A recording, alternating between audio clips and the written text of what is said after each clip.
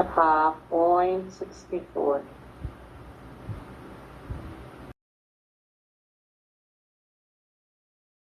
Okay na.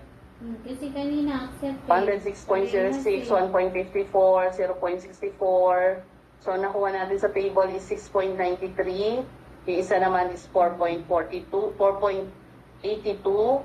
So, ngayon, anong desisyon natin? So, ito po ay mas mababa. Yung na-compute natin ay mas mababa sa table value natin. So, 1.54 is less than 6.93.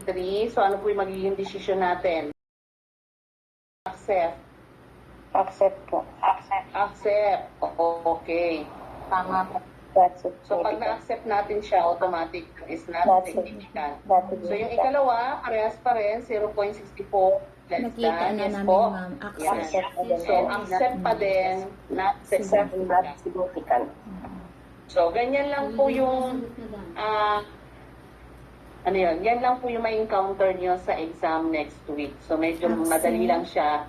Kaya pag may time pa, pwede natin checkan yung inyong test paper. Yan. Para malaman nyo agad yung score nyo. So, again, ayan, katulad kanina, hindi nakita yan nung... Yes, Ma'am Cecil.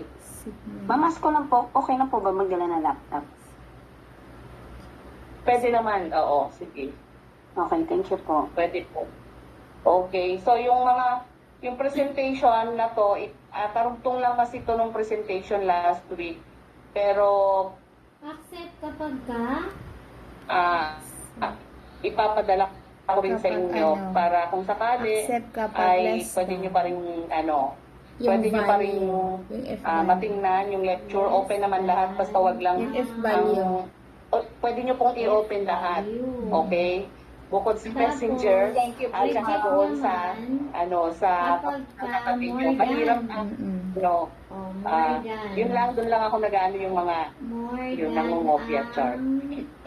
Okay, so yun. So pwede nyong buksan lahat ng meron kayo basta sa sarili nyo lang, okay? So hindi po ako mahigpit sa Kaysa magdala ko laptop. hindi ako mahigpit sa exam. Basta wag lang, kung may tanong sa akin po kayo magtanong. Okay, wag Hindi lang sa ng sagot. katanong. Okay? So yun po. So good luck next week. Again, paalala, calculator, table value ng F, ano pa, ball pen, extra papel, Meron na ba yan? kasi medyo mahaba. And then, yun lang po. Nasenta niya sa grupo natin. So good luck for next week. Hindi. So yun lang po yung lesson natin ngayon. Susunod lang. Seven, meron. Yo, Table 7 magdaan yan. naman tayo ng, ng, yung paano gumawa ng null hypothesis. Okay?